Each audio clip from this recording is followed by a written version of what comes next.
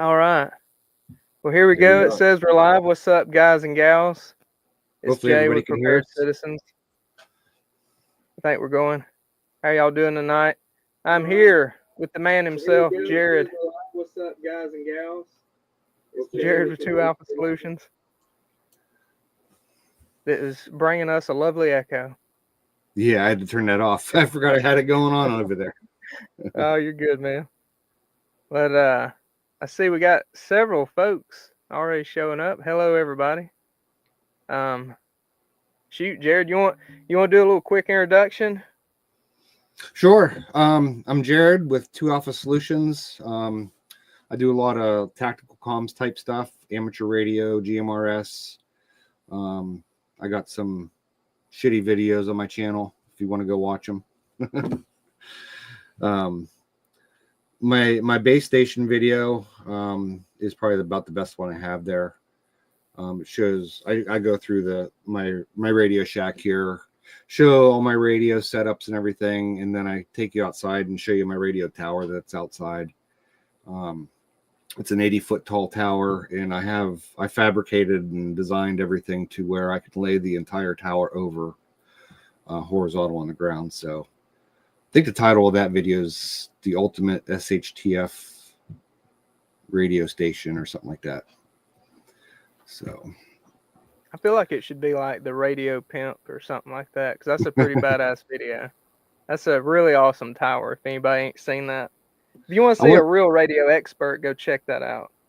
I don't know if I'm a radio expert. There's a lot more out there that know more than I do.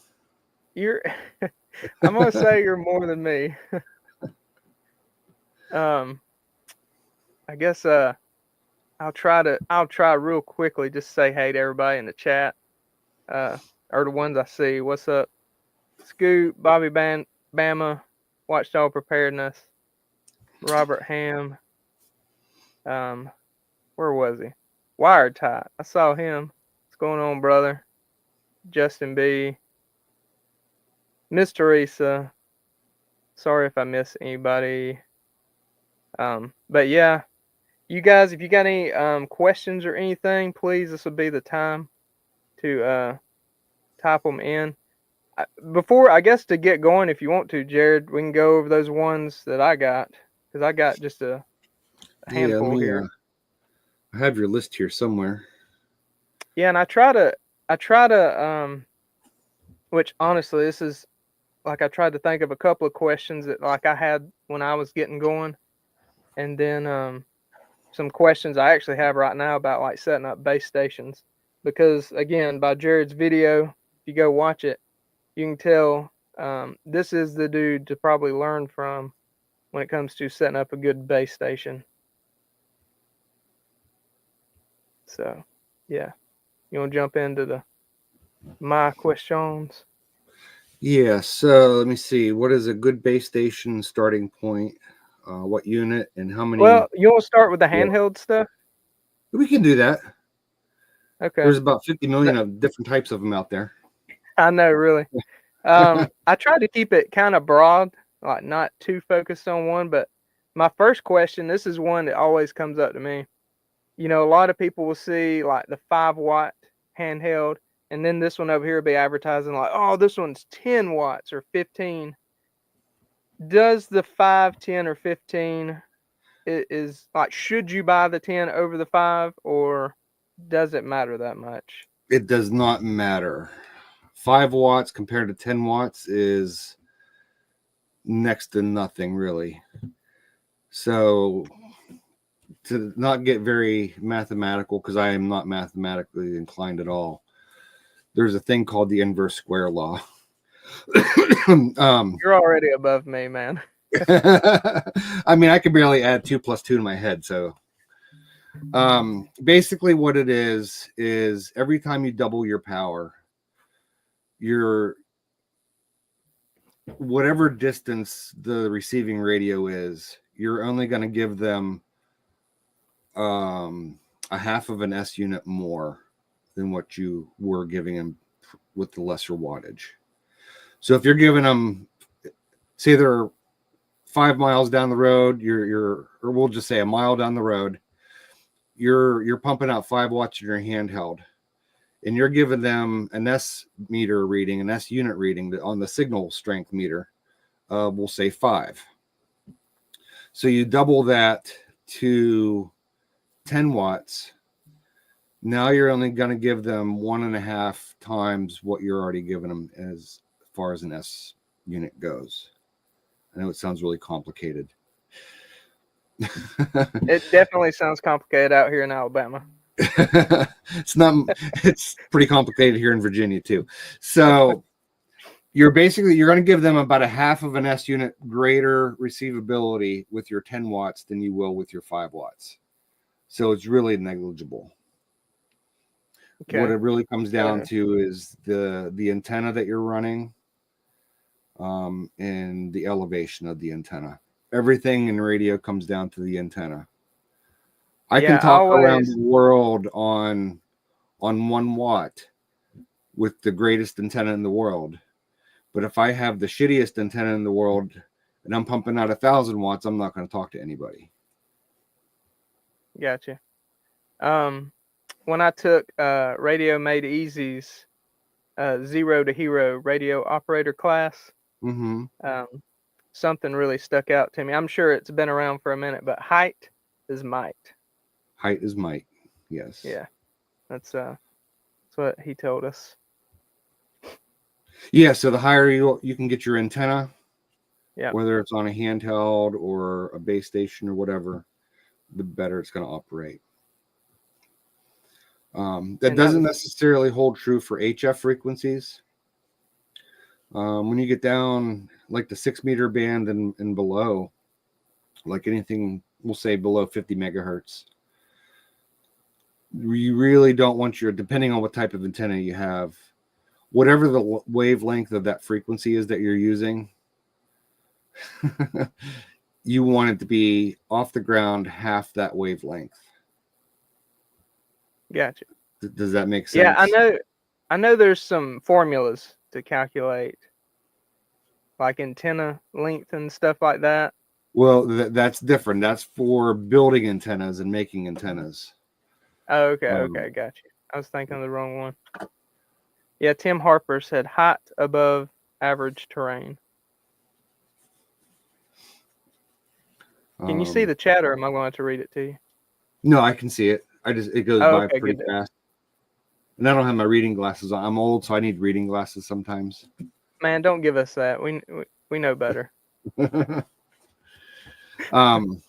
So say you're at 20 megahertz. I'm sorry, 14 megahertz, which is the 20 meter band. Yeah. You want that antenna for that frequency right around 10, 12 meters high off the ground, which would be about 30 or 40 feet. Okay. Yeah, that's what I've been hearing, like 30 to 40 feet is like kind of what everybody goes for, it seems like. Right. 60 feet's about average. 40 to 60 feet's about average for towers and antennas. Now, when you get up in the VHF and UHF stuff and the microwave, that's where the height really starts to matter because it's more line of sight now. And then the wavelength above the ground. That's kind of where I deal at. Right. Yeah. Then you also have, somebody has said it, I don't remember who it was. There's NVIS antennas, near vertical incident skywave is what that's called. And those are really low to the ground. And basically what you're trying to achieve is a really, really high angle of departure of that antenna. So instead of the antenna shooting out horizontally in all directions, it's going to shoot more straight up and down, or more of a cone coming off the ground. So it's going to reflect off the ground a lot better. So and that's going to be like in the lower band. Is that right? Lower frequencies? Yes. Yeah. Well, I would say, we'll say 50 megahertz and less. Okay. And what that does is that you're trying to like get over 100 miles or so over a couple mountain ranges over. Instead of it traveling across the country, now you're just making it travel 200 miles from wherever you are. You're trying to get over terrain at that point. anybody's wondering why I look crazy, because I got a camera here and I'm watching Jared in the chat here on my computer, so it looks it looks wild. But yeah, that's when you're like, this is why I'm gonna be calling you to set the base station up, because you start, like, I remember Evan went over that kind of stuff in class, I guess, Mhm. because it wasn't, because I didn't have anything that applied to me, like it didn't sink in like it Right. probably should have. So, but I I still got need my to put book on it. I need to put some material together and start doing some classes. I did some online seminars with Randall over at Grunt Proof. Oh yeah, Same seminar courses that you were doing for him, but you were doing the medical side. yeah. I didn't get a lot of feedback from him or any of the guys that took it, so I don't know if it was good or not. I Man, tried I had to. one good one. I did have one good one. I may have had 100 bad ones, but I did have one good one Good. that got Yeah, he back to never me. said anything either way, so I don't know if anyone ever even said anything to him. Well, maybe that's a good thing. Maybe, I don't know. So go watch them if you can, the two I did, and see what you think of them. Yeah, And he's isn't he putting those out on normal videos now? they're on his members only section now, I think. Oh, okay. Yeah. Let's So watch see. them, see what you think. Let me know if it was too easy, if it was too much. Rebel Spirit Operations. I feel like training pigeons is easier than learning radio. Oh, that's pretty funny. Hey, the pigeons, as long as you keep them fed, you ain't got to worry about them running out of battery, I guess. That's right. Tim Harper, he said, I just get the antenna as high as I can. Don't worry about wavelengths above the ground. NVIS, I go about 7 feet off the ground, 2 to 9 megahertz. Yeah, that's perfect. See, Tim Harper is like you, above my pay grade. Yeah, I like Tim Harper. He has a His stuff. G90 and then fed half wave off-center dipole. Yeah, so I have an off-center dipole for one of my HF antennas, and it works really well. But it's up there. It's 75 feet in the air. It's off a sidearm on my tower. Yeah, that's pretty. Tim It is. Harper, have you watched Jared's videos? You would probably like those if you haven't seen those, man. I mean, Does I'm Tim have a serious. channel? Like, they're awesome. Does Tim have a channel? I think he does. He does radio stuff. Okay. I've not like dove in his channel yet. I've just picked up on, like, when I'm watching Wired Tight stuff or somebody else's, I can definitely pick up. He knows what he's talking about in the radio realm. Cool. Medic up. Thoughts, analog versus digital. We swapped to digital about a year ago, and I'm still not totally sold on it. What's your thoughts on that, Jared? I'm old school. I like analog. I like some of the benefits that digital has, such as encryption and stuff like that. As far as voice quality goes, I hate digital. I absolutely hate the voice quality of it. I hate that robotic sound. I have bad tinnitus anyhow, so that doesn't help. Some people love it. I don't like the audio quality of digital. Some are better than others. Like C4 FM, that's proprietary to Yaesu. I absolutely hate it. I think it sounds like crap. Really? Yeah. DMR is okay. That's more of a public safety protocol for digital radio, especially over in Europe. The US protocol is for digital is P25, which is Motorola. I really don't like that. When I was in law enforcement, the last department I was with, we had P25 radios, and I absolutely hated them. I couldn't understand 90% of what came out across the radios. Dang, that's aggravating. It is aggravating, especially when your life depends on it. Yeah. The good thing Tim with Harper. What? the good thing with with DMR and digital radios, especially in the law enforcement or public safety aspect, is that you can have GPS tracking on it. And the system we had with the department I was at was a countywide system. It tracked us constantly. It pinged us every like 15 or 20 seconds. So it gave us pretty much live updates of where we were at any given time. So if something did happen to us, dispatch had a huge TV screen on their wall that showed the location of all the units within the county. Oh, okay. So that was you can go ahead. So that I was just saying that was a great benefit because it tracked the cars and it also tracked our portable radios that we wore on ourselves. Okay.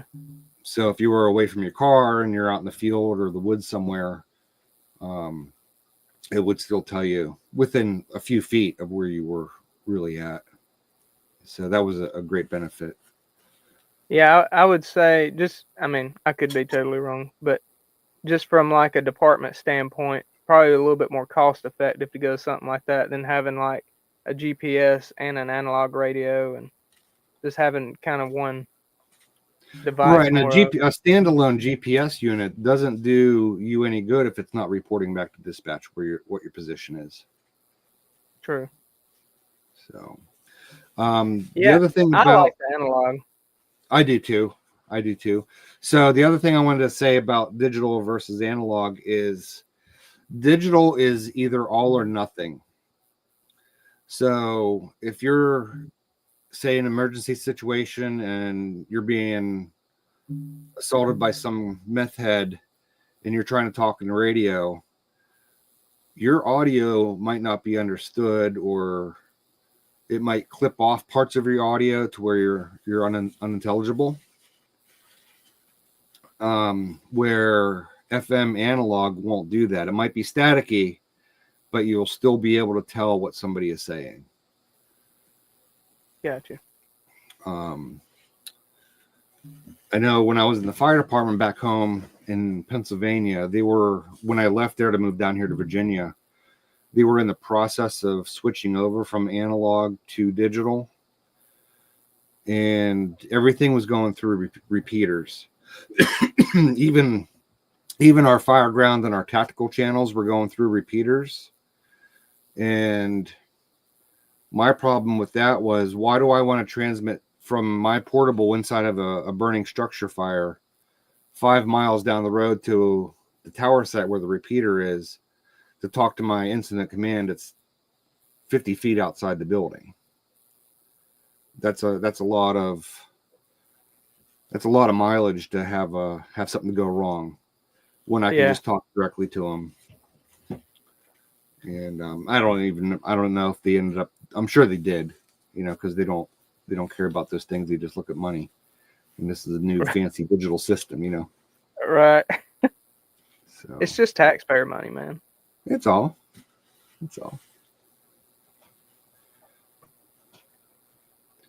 So yeah, the digital stuff I've not dove too far into, and it's I see like other dudes digital radios that they showed me and stuff. It looked like I got the GPS thing was probably the coolest thing to me, the coolest added benefit.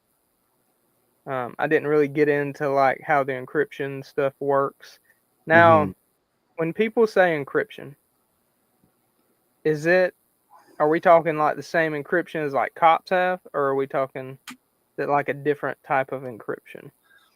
Well, there's different encryption protocols. Most of what's out there is probably going to be AES 256. That's the most common. There's lesser secure ones. There's 128-bit. You don't see a whole lot of that. Some of them, it's all through DMR. It's all digital through DMR. So there's a difference between DMR and P25, Yaesu, System Fusion, or C4FM, or ICOM, D-Star. Those are all proprietary things to those specific companies. So if you're not using it for amateur radio, you want to have a handheld radio or a portable or mobile, I'm sorry, or base station that is DMR. Unless you're using amateur radio and you want to use those other specific systems. But as far as the encryption goes, yes, it's pretty much the same as what the police departments use. That's pretty cool. Yeah. So on these, where's it at?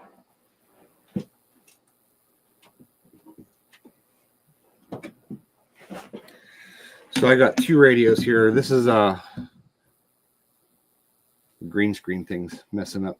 This is a TYT MDU V390 Plus.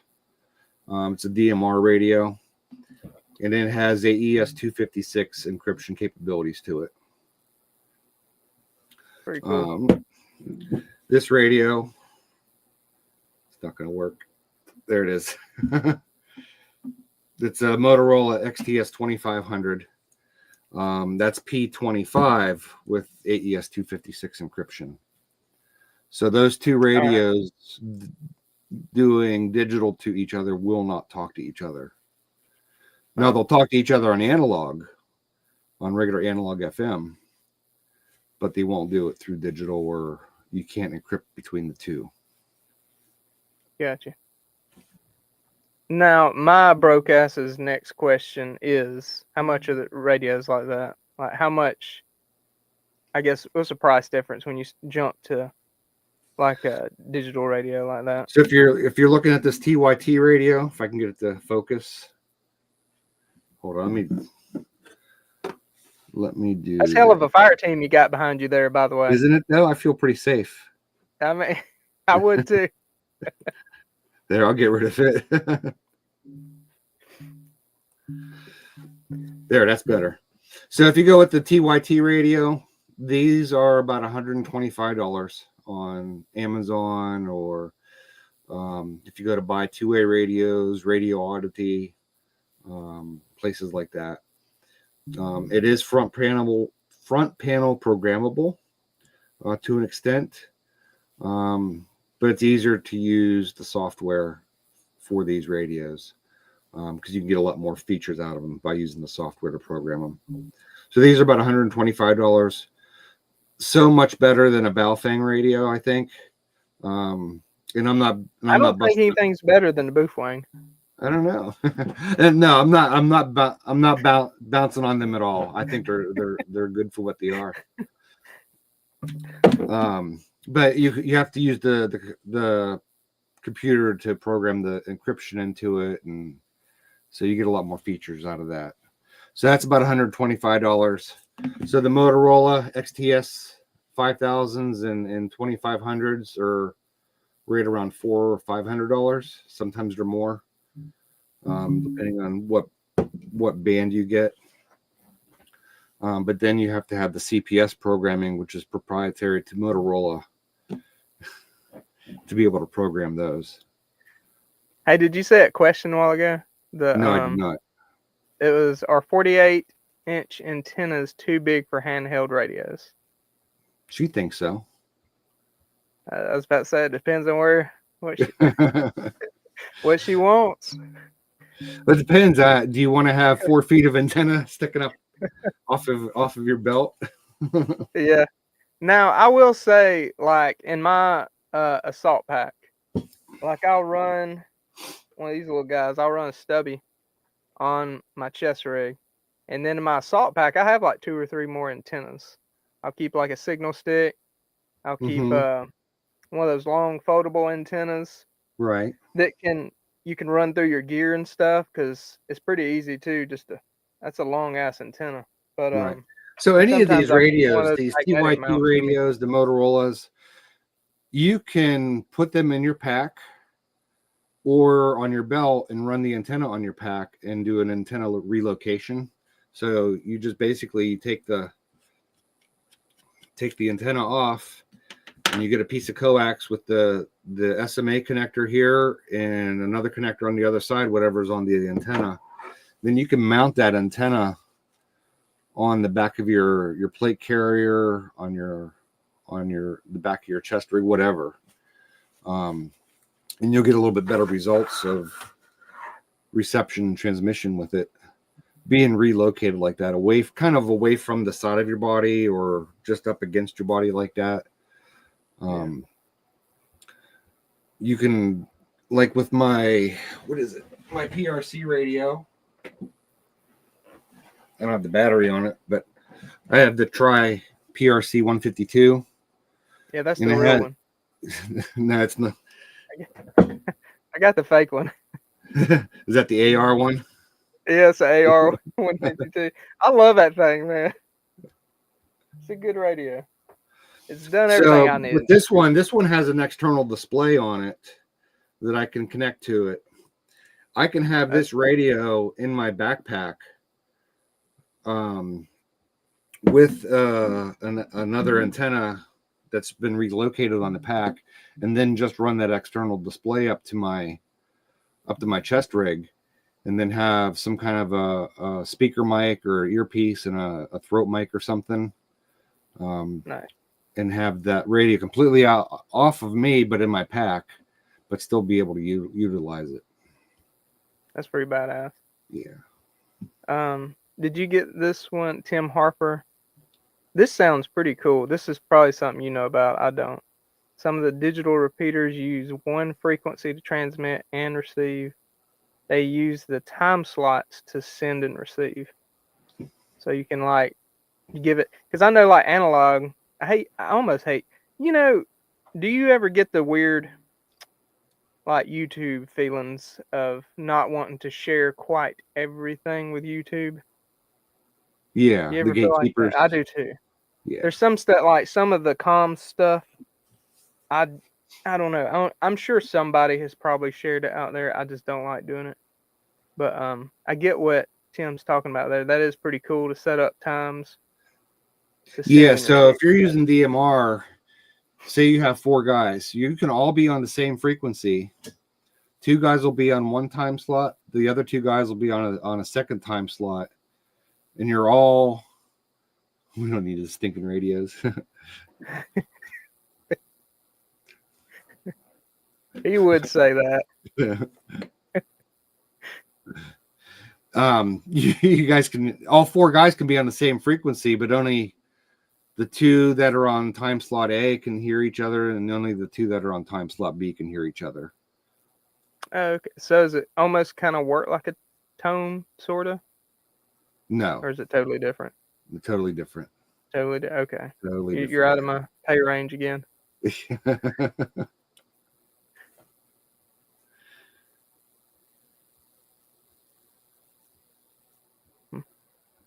If they're not encrypted. Yeah. That's what I was about to ask about the encryption. Yeah. Yeah, if they're encrypted, you're not going to hear them.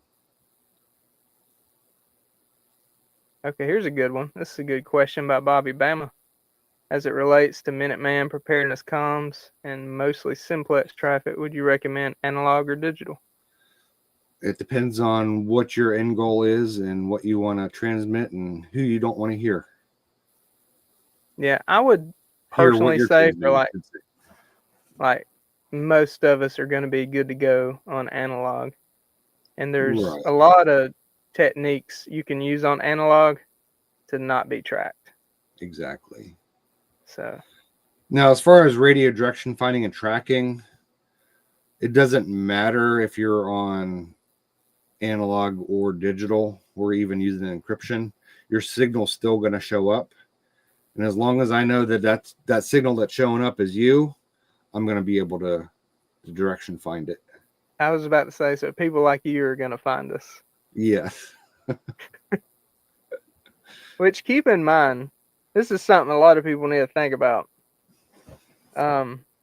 Who would be looking for you? Like, most of us out here just want to be left alone and keep our little areas safe. Chances of the government coming to hunt you in a SHTF thing is probably pretty slim. Now, if you're like some kind of warlord causing some serious issues and gaining control of lots of territory, then you may want to step up your comms game. But Exactly. unless you plan So on doing yeah, that, if you're out there just being a total douche and you're raping and pillaging the villages and just causing problems, you froze up. Oh, there you are. yeah, I was about to say, then somebody's you gonna have let something to you worry find it. about. Then you have something to worry about. Or if you're an organization that went off and pissed off the douchebag raping and pillagers, you know, they might be the ones trying to direction find you and track you down. Yeah. Yeah, so But normal for most of us in for this chat, 99.9% of the stuff that we do, yeah, it doesn't matter. You're not doing anything that but yeah, anybody I else would is say, interested in. but I guess in the end, it's, I guess like you said, it just be your preference. But like, Yeah. I guess if you're asking if you would have like a crazy advantage with digital over analog, I don't think so.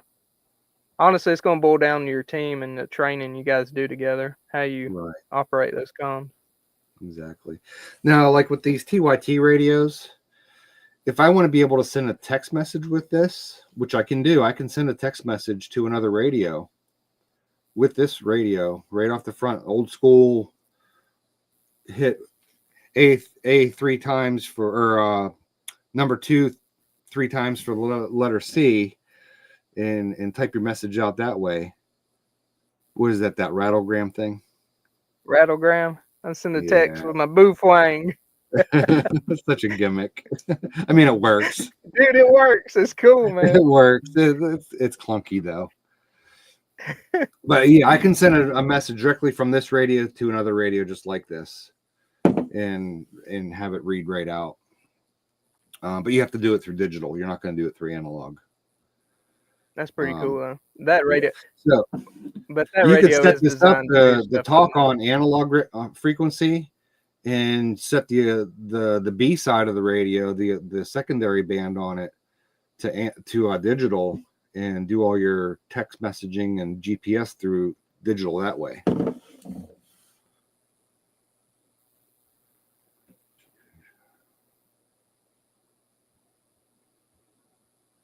Yeah, the FCC SWAT team's going to come get you. So MediCup says, for my personal use with family and friends, I built the ammo can radio with a small 25-watt cheap VHF analog radio with antenna battery. Absolutely love it. Don't tell the FCC. They already know. If you subscribe to this channel, the FCC has your name and number, and they're probably outside watching you right now. They're probably waiting outside my door to raid this place so they can get access to everybody else that's watching. Oh no, Tim Harper just kicked me in the gut. But the high point is like a tier 1 pistol though, right? So that means my UV5R is tier 1. -1. No, I really don't have any problem with your UV5Rs. I think they're good. Now you're just being nice. No, because they have their place. I'm gonna feel a lot worse if I lose my $125. Ladies. I'm gonna feel pretty bad if I lose my $125 radio over a 20-watt or $20 radio. You know, that's one thing I was gonna say when it comes to the UV5R. You know, a lot of people, and I actually, when I first got into it, I was like, I'm gonna get me a Yaesu. What is it? The VX6? VX6 or 7 or whatever they are now. Yeah. I think it's the 6. It's like the hardcore like military dudes use it. Mm-hmm. And anyway, one thing I got thinking about or a couple of little things. Number one is that's $300 roughly, like $250 to $300. That's how much that little radio costs. So that's one thing. It's a lot of money. And number two, I'm just going to use my family as an example for now. It's me, my wife, 2 kiddos. And it was brought to my attention that when you're working a team, a family, you want to all have the same radio, and that way, like any kind of, if you have to diagnose a problem, if you have to fix something, reprogram something, whatever it is, it's all the same. Everybody's, the same. And not to mention, you're going to have to buy the radio for your team more than likely, because most people will not invest in radios. So, like, I'm the radio dude for, like, when dudes come patrol with me most of the time. 99% of them don't have a radio. So, I got a little stash of UV5Rs, and they get one of those. So, but. And if they break it or lose it, it's no big deal. Right. It's, I mean, 20-ish bucks. $20, $30. I don't give them the extended battery. Right. Do what? Yeah, $20, $30, and if they break it or lose it, or it's not the end of the world. Yeah, they're buying me dinner then. That's right. it. And we're done. But yeah. Like when I go out to the SEER challenge to participate in out there for OPT4, the past 2 years I've gone. I've taken my own radios out there and distribute them to everybody for the OPT4 side. And this year I took these TYT radios, and they work great. I got throat mics with earpieces for them, which I thought were going to work really good, and they didn't. The throat mics didn't. They were very muffled sounding, but they were only $25 Amazon throat mics, and it's just the throat mic or mic that comes around and wraps around your throat, so you don't have a speaker mic hanging that you have to hold up to your mouth or anything. It's kind of keeps you a little bit more hands free. You still have to hit the PTT button that it has, but it's a little bit easier to operate. But they were very muffled sounding, and we ended up actually taking the throat mics off the radios because we couldn't understand what each other was saying. That sucks. Yeah. No, I think there's probably better quality throat mics out there. I just need to find some, and the better quality ones are like $100 a piece. And ooh. I don't want to buy 5 throat mics at $100 a piece and it still had the same quality. So, oh, come on, we'll take care of them. Let's see. I got this thing. The hell is that? Calm Mountain. Anyway, it's an earpiece. That's a brand of it. Okay. It's one that's got the earpiece and it's got the push to talk. You just clip it right here. Right. And then it's got the Kenwood 2-pin that goes to your radio. Those work pretty good. That's what we used in that Radio Made Easy class. And yeah, you run through scenarios in that class using your radios, and those work pretty good. I thought that was cool. I felt like James Bond. Right. I like having the earpiece that wraps around your ear and inserts in your ear or just sits over top of it. For one, it provides audible radio security, so you're not blasting your radio out across through the woods everywhere for the enemy to hear. Yeah. So it's all right here on your ear. The throat mic thing didn't work like I thought it was going to, but I think it was the quality of them more than anything. Definitely. Did you see that thing Tim Harper said? I built a 10-foot mast. I can relocate my Abri antenna. Mm-hmm. Pretty cool, I guess. I've never done that. Yeah. So that's just like having a base station antenna or an antenna that's relocated off of the radio.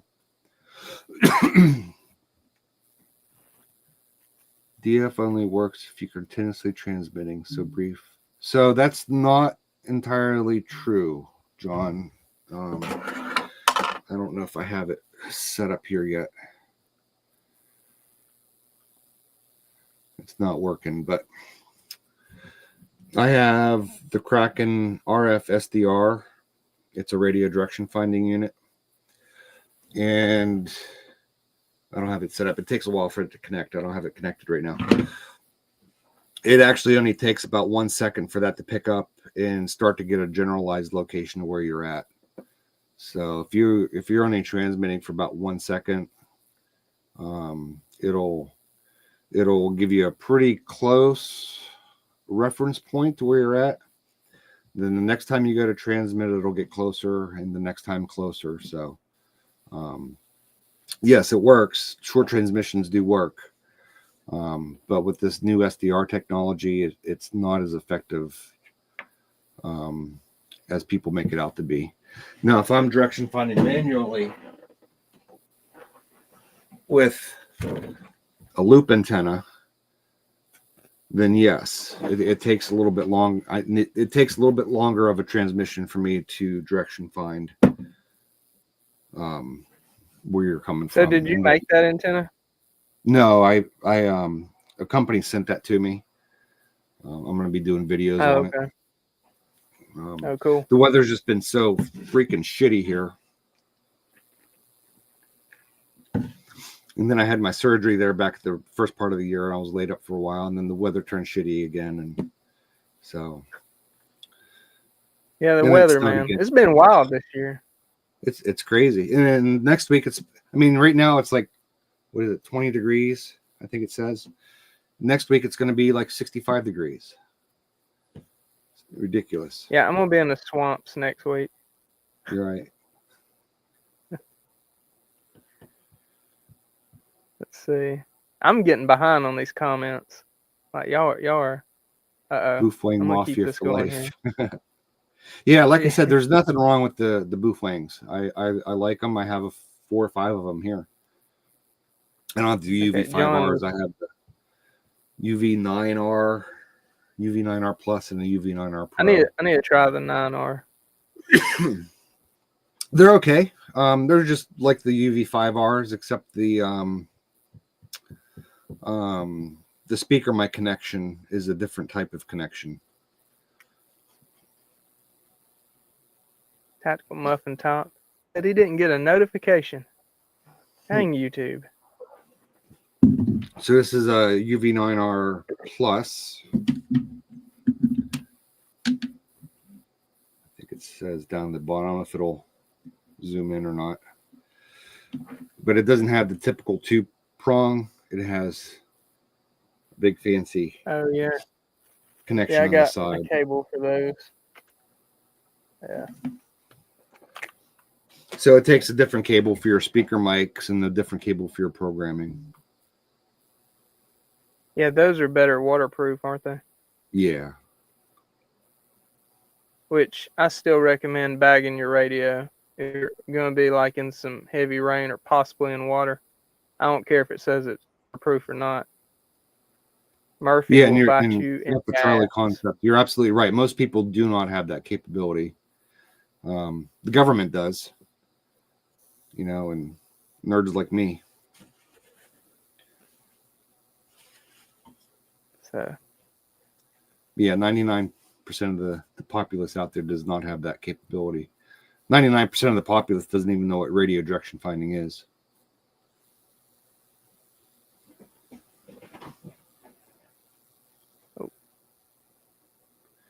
Get radios that can crossband repeat. Yes. Yeah.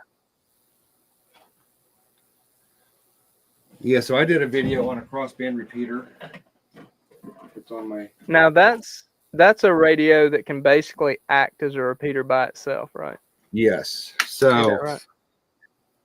Get it centered here. This is a TYT 9800, TH 9800. And this is what I use for a crossband repeater. Let's see. Can you see that? There you go. And I did a video on that radio, so it's on my channel, but you can set it up to repeat from VHF to UHF and from UHF back to VHF.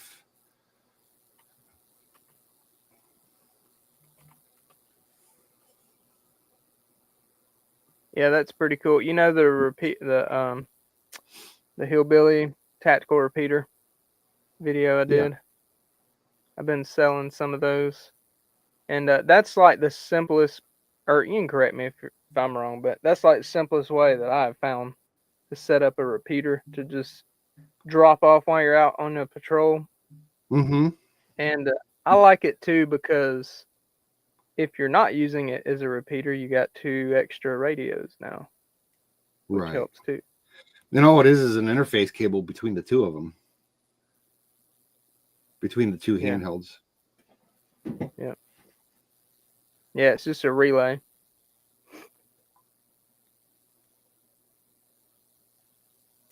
Let's see. So Gunslinger says the Open Spot 4 Pro hotspot I hear is great. Thinking of getting one for my Ken D75. Do you know what any of that he's talking about is? That's for connecting your handheld radio through digital repeaters, but it goes through the internet. Oh, okay. And So there's if I want Red to talk Zone and on, Wiretap. so if I want to talk to a node or a repeater in Europe somewhere, I can do it through that handheld radio with that hotspot. But basically, you're transmitting from your radio to the hotspot. The hotspot's picking you up, and it's putting your signal onto the internet, and it's sending it through the internet to the repeater site, to where the repeater is, wherever, Europe or Australia, whatever, somewhere else in the States. And then that repeater at that location is transmitting it out over the airwaves. That's getting wild, man. Yeah.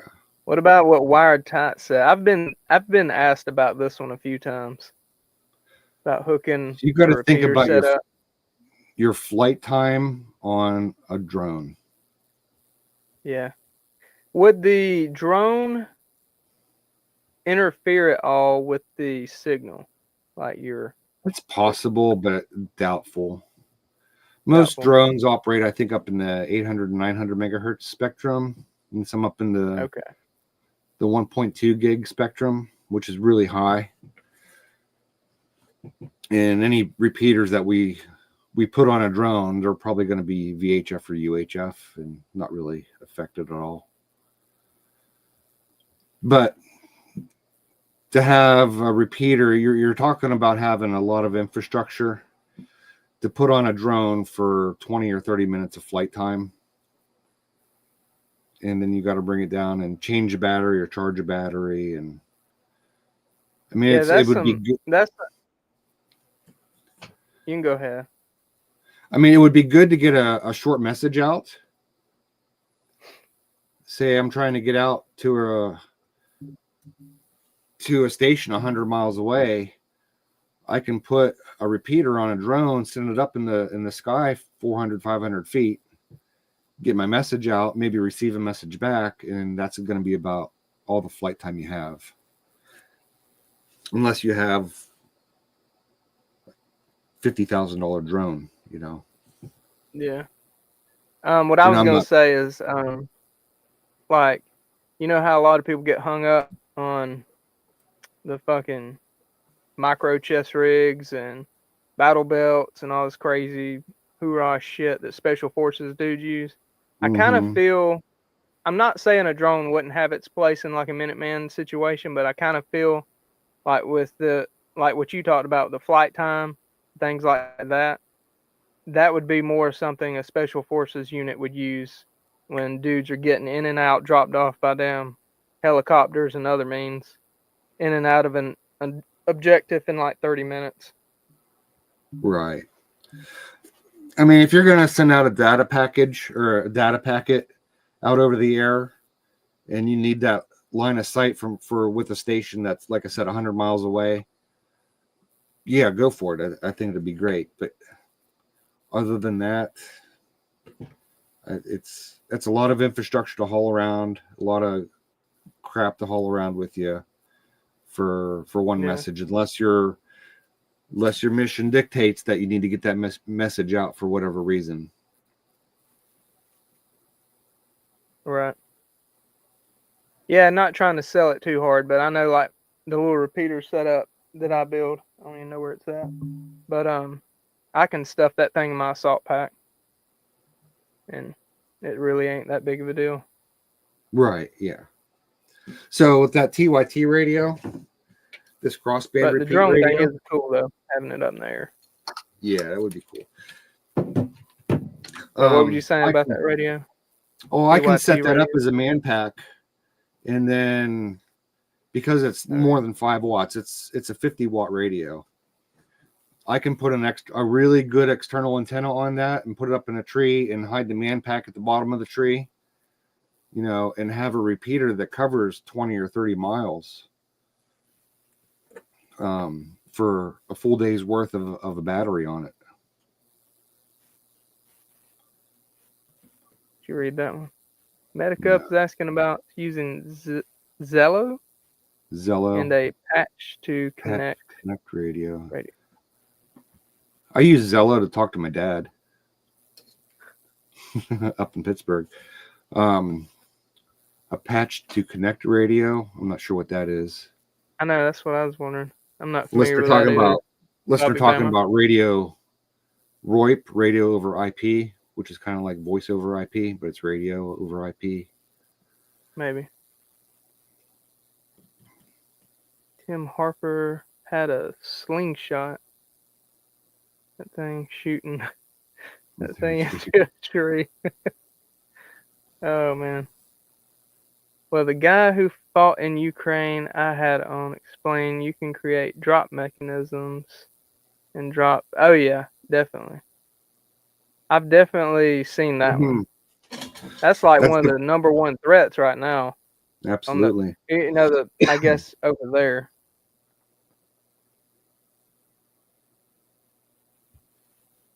Yeah, looking for a damn drone to drop something on you. You ain't worried about it being a repeater. You're hoping it's a repeater. Exactly. Like, man, I hope it's just the antenna on that drone. Let's see. Use Invis 60 meters. Yeah, that would probably be, I guess, for a Minuteman type thing. That'd probably be the go-to. I mean, that's a great band to use, especially for digital modes on HF. Now, when I say digital modes on HF, that's different than DMR or P25. There's different modes of digital for HF that you can use, like FT8, FT4, JS8 call, PSK 31. A lot of keyboard to keyboard type stuff.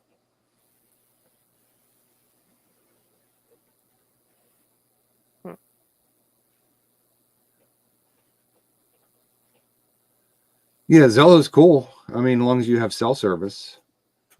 If you don't have cell service or internet wherever you're at through Wi-Fi, it's not going to work. Question Realty 7. Recharge with solar repeater all day long, extended batteries, and small solar banks. Yeah. That is that's a good option, but the only thing I would wonder is, like, would the heat at some point start affecting that stuff? I mean, it may not. If you have it in a metal box, yeah, probably, because it's not going to have any heat dissipation. Okay, here's Medicup. Apparently, we missed his earlier about the Zello thing. It connects Zello on a dedicated computer to a base station, so everything that goes through the radio goes out via Zello. Same the other way. Huh. Scoot said, coming to a cartel near you. Cartels are not using stuff like this. They have their own cell networks and everything. They're just using what the government donates to them. Exactly. I don't remember how long. It was a long time ago, maybe 10, 15 years ago, somewhere down in South America. There was a cartel that they built and maintained their own cellular network down there that was completely off grid. And that covered a huge, vast area, all with surplus cell phone Oh, equipment. wow. Wonder where they got that.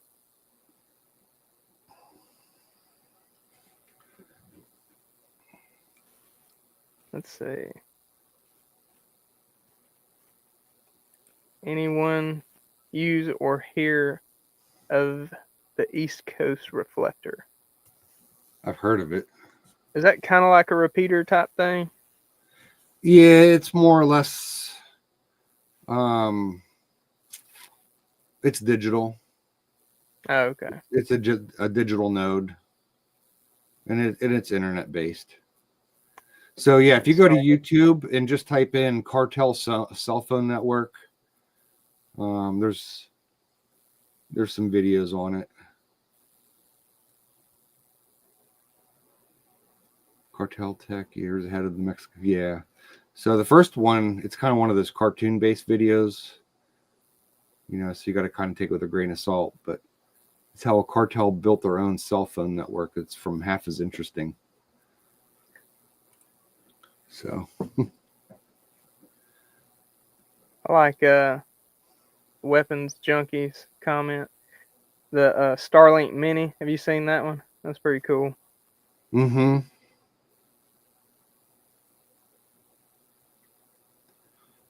Yeah, I got Starlink finally, the regular one, and that is why I'm using my computer tonight. Otherwise, I would not be. A friend of mine not too far from here has Starlink because they don't have internet available where they're at, and it works really well. That was pretty much what it was here. I had internet, but it was horrible. Like, absolutely horrible. And then Grunt Proof, we use Starlink out there because there's nothing out there. Oh, yeah. I mean, nothing. Yeah, it don't look like there's anything out there. No. Which is, sometimes how you like it. Absolutely.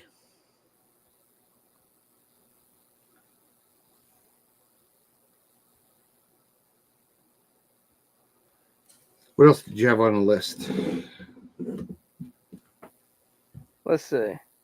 All right, so some of my questions, because I feel comfy on the handheld stuff. Mm-hmm. I'm sure there's still a lot more I could learn, but just for this live's sake, and probably other people's too, I was wanting to know about like base stations. So like, if I'm wanting a base station, where do I start? Because with base stations, you got to buy the unit, you got to buy a cable, an antenna. How high does the antenna need to be?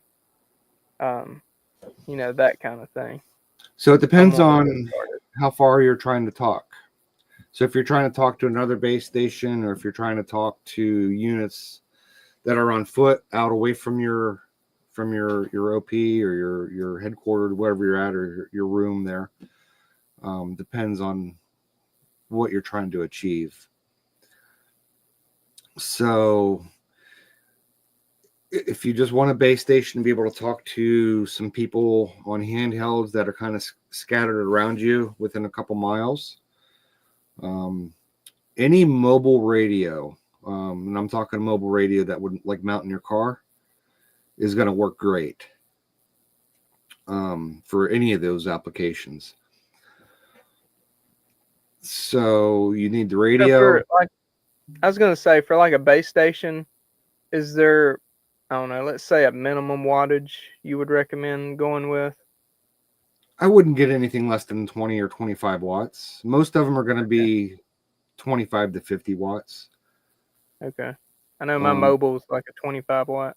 Yeah, and that would work great as a base station. You can take that out of your vehicle and bring it into your area, your room there, and set it up as a base station. You would have to get a 12-volt power supply.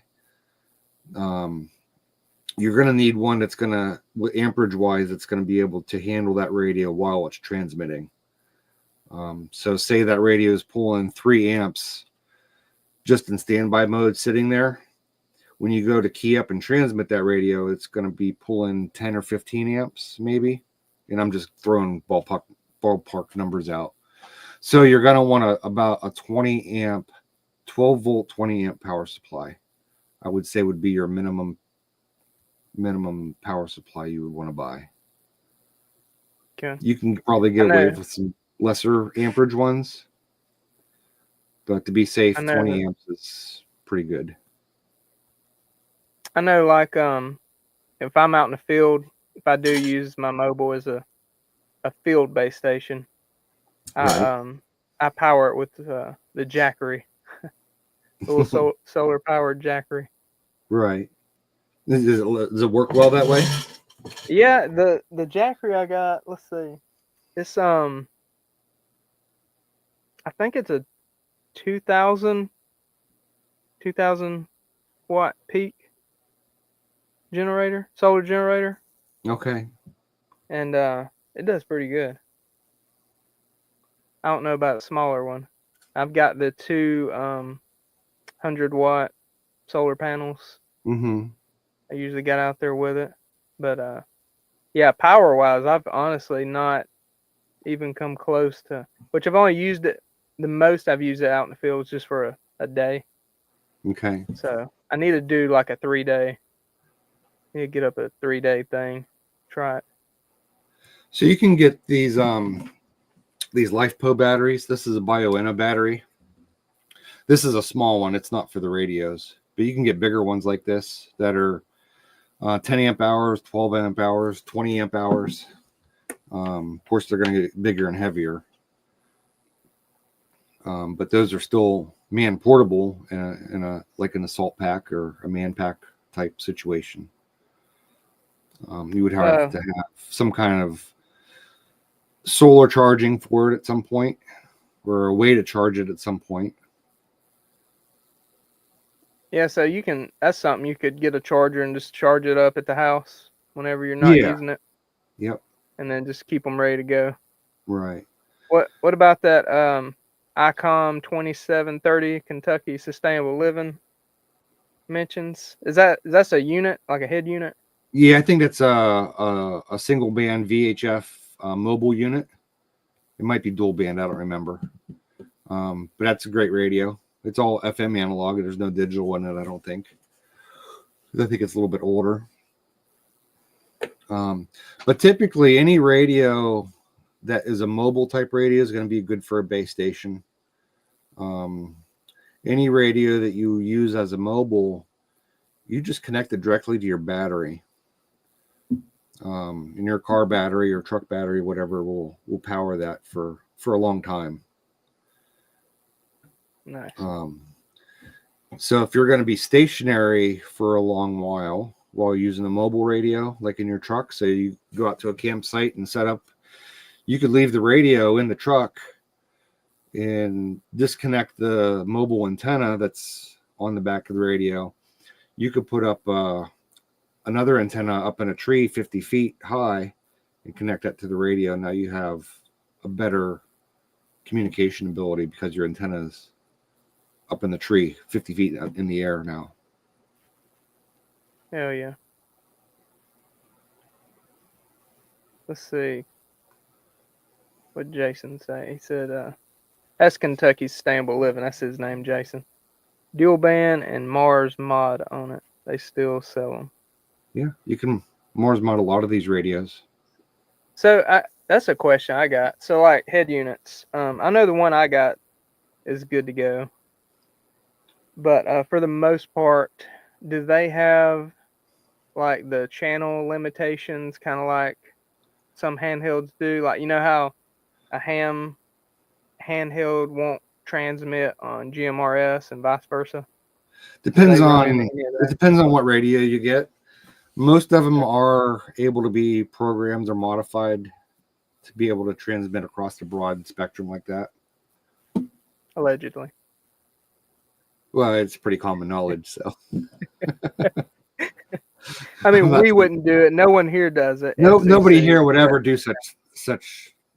We're just saying blasphemy, it's out there. Yeah. Yeah, it's pretty funny. Just don't get caught. Yeah. What is this?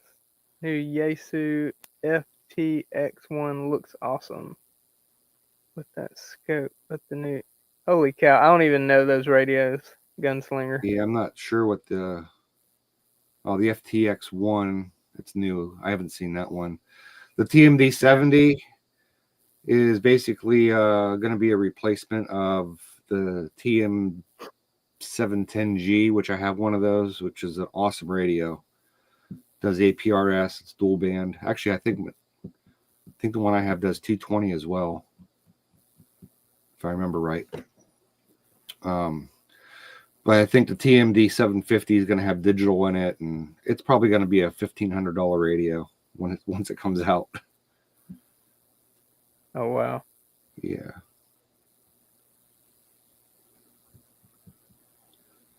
Remember when you had to remove diodes to make them trans? Yeah, you still do.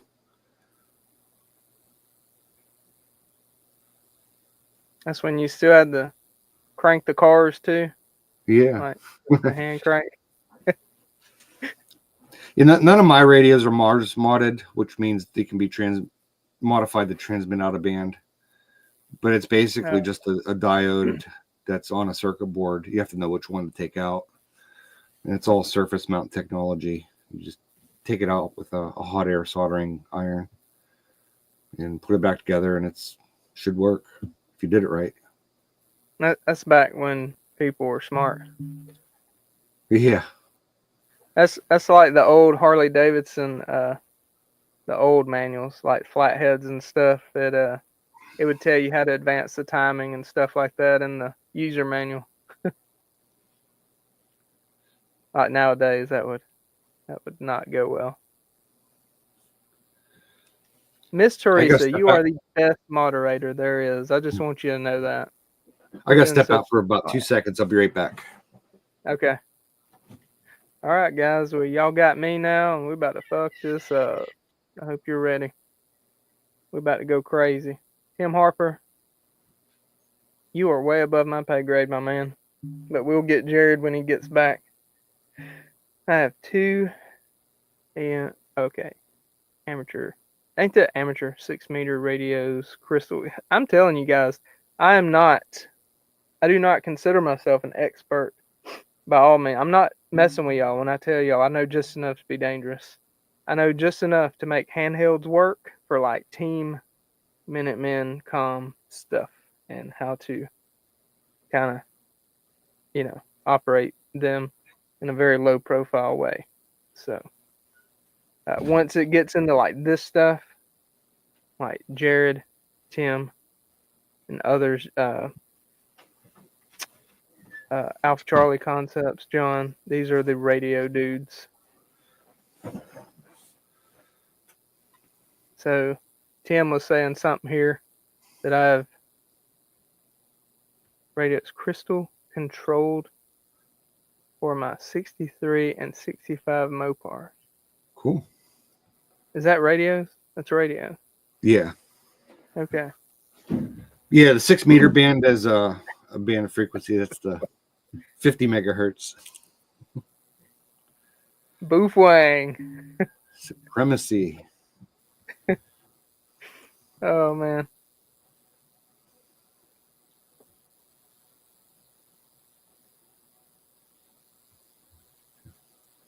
Something else I wanted to say is you and I were talking about some other things, Jay, before we came on live.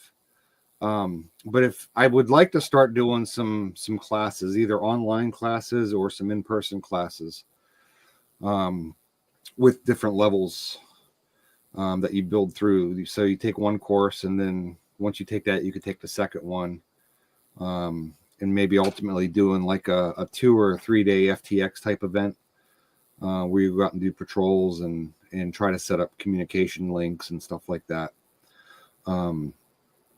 If anybody's interested in doing stuff like that, or has ideas, or you just don't know where to start and you have questions, my email is on my main channel page.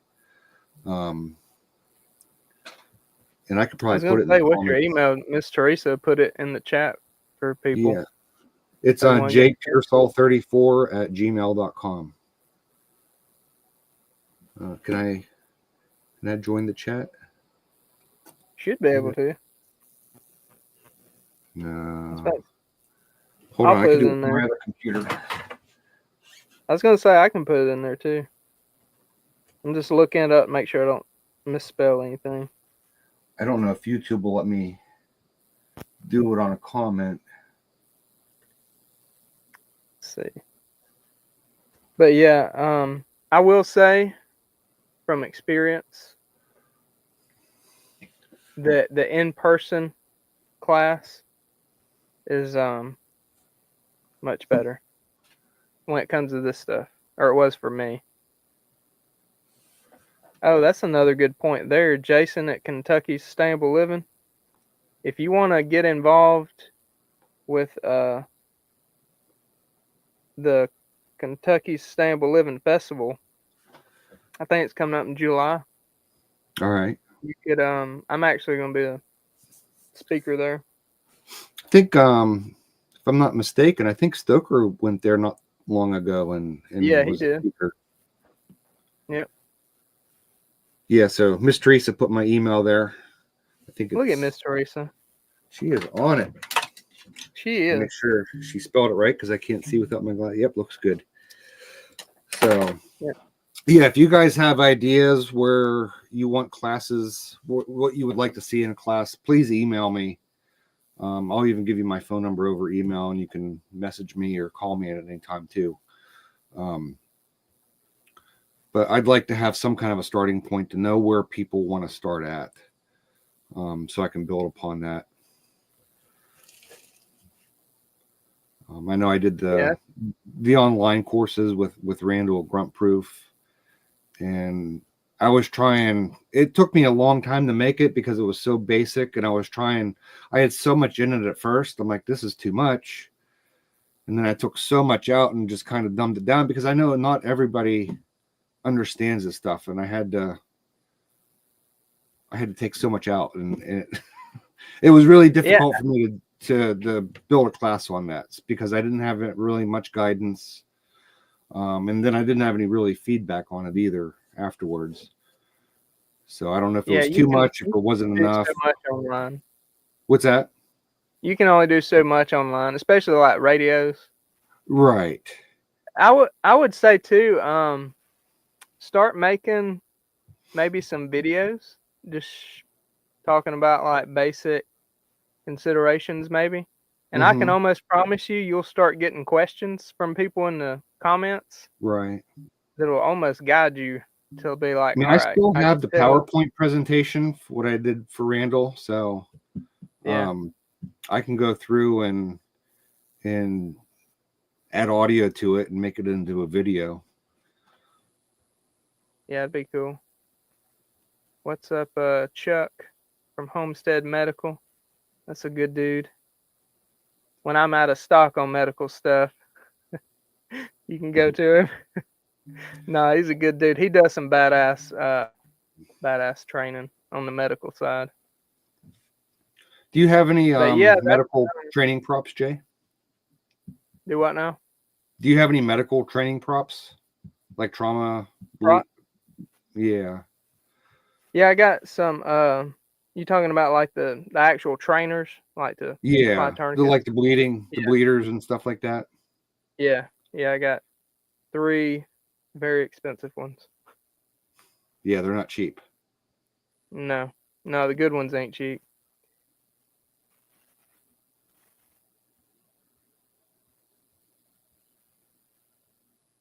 Shoot, does anybody have any more radio questions? Something we missed? Something we didn't cover? Oh, my last question. Why is the Boofwang UV5R the best radio? And why is it the most hated? Because it's cheap and it's widely available to everybody. And once you use it, it's cheap. But it works. And it works. And the cheapness is also the downfall of it, and that's why people hate on it. It is not always the best quality circuitry in it. So what you get is spurious emissions, and actually, spurious emissions can cause a lot of issues. Are they going to cause issues from a Baofeng? Probably not. I mean, you're putting out a couple watts of power, and that's where that inverse square law thing comes in again. I was waiting for your head to explain. You know, talking So, about, I'll go ahead. So what the spurious emissions are is radios have a main center frequency that they transmit on, and on both sides of that frequency, you're going to get other transmissions that are a lot lower in power that are going to be off of that frequency, which could be out of band, which could be transmitting on public safety frequencies. The chances of that happening on a Baofeng radio are pretty slim because the power level's not there. Gotcha. Where you're going to start running into problems is when you have a big setup and you're running 100 watts or 1,000 watts. Now those spurious emissions are at a much higher, greater power level. And that's whenever you start really messing with public safety and aircraft. And that's when the FCC is going to start paying attention to you, is when you start messing with those places. Yeah, that's what I tell people. Like when I program people's radios, it's got the local GMRS, ham repeaters, all this stuff. And I got a little paper that basically tells you, you're not really supposed to be talking on any of this. This is for monitoring only. But, for people that don't know, that's the only time the FCC is going to piss at you, is when you start trying to talk on that junk. Exactly. And bother people that's got the license and all that. Mm-hmm. So, because those repeaters do cost a lot of money, and someone out there paid for it, or a group of people paid for it. Right. And they don't like it when people that didn't, I guess, sort of pay their dues talk on it. Well, it's not only that much, but it's the, I don't want to say gatekeepers out there. And people want to talk about First Amendment rights when it comes to radio, and it's First Amendment just doesn't, it's not an argument when it comes to radio, using radios. You're right. They didn't guarantee your right of conveyance on how you're supposed to get your First Amendment.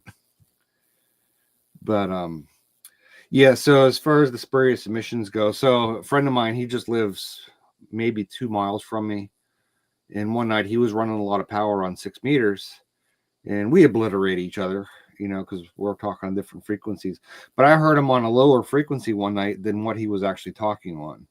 But he was talking on 6 meters. He was talking on, I can't remember what frequencies, but he was pushing 1,000 or 1,200 watts, and he's 2 miles from me. So I heard him. I can't remember the frequency numbers now or anything, but I was able to hear him off frequency on a different frequency because of the spurious emissions. But he was Holy crap. He was pumping out a lot of power, so he wasn't interfering with anything. He wasn't even interfering with me. I just happened to see it and hear it. And it didn't bother me. I didn't care. I got to be careful what I say on these streams. I know YouTube don't like a lot, but he was just putting a little too much out there for the ladies. Was. Making everybody uncomfortable. He had a big antenna. Oh, goodness. Damn YouTube.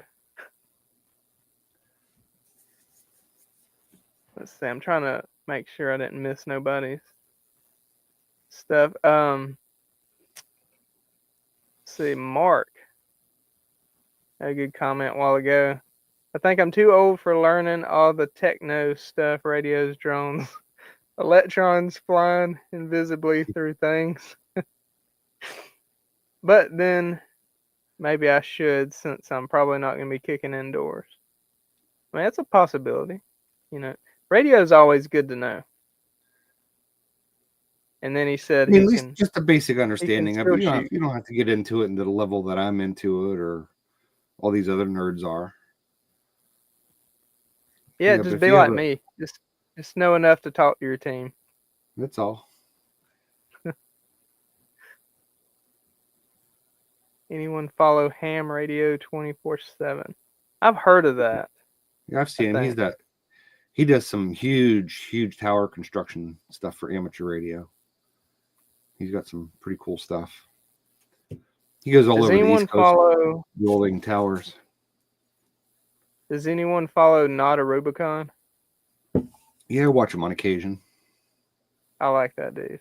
That's Mhm. funny as shit. He is funny. He cracks me up.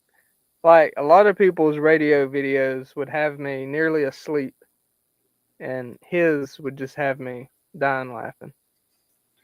The monotone, dry sense of humor Oh man, is just awesome. man, yeah, and the how he's always got such a politically incorrect image on his Yes. screen in the background, like of just whatever that week is going on. Yeah. Holy cow, it's funny. Very entertaining.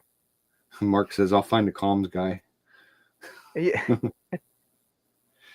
Well, every Oh, team man. should have some kind of a comms guy, that has Yeah.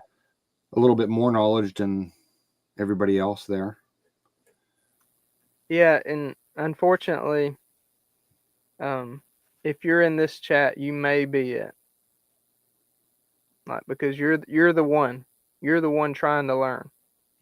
So sorry for that news, but it may be you.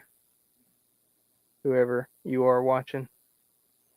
I need to do some videos on some of my setups that I have for like out in the field, like with my PRC 152, how I do the antenna relocation on that, and with the external display and the headsets and everything. Yeah, that'd be really cool. I'd like to watch that. I've got to get busy too, doing some example stuff that some people's asked for. It's man, work's starting to keep me busy. I tell you. That's a good thing.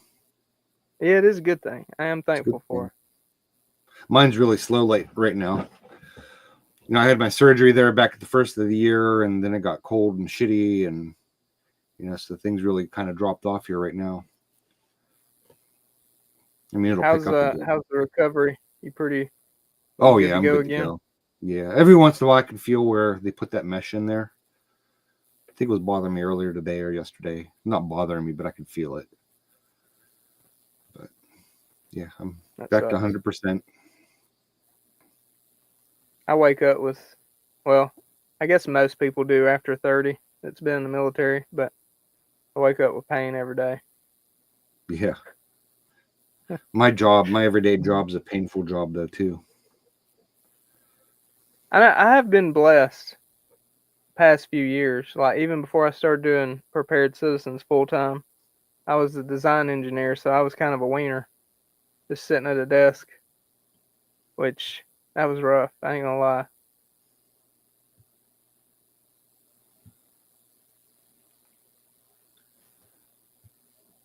So I have when I was in the machine shop, it was a lot better.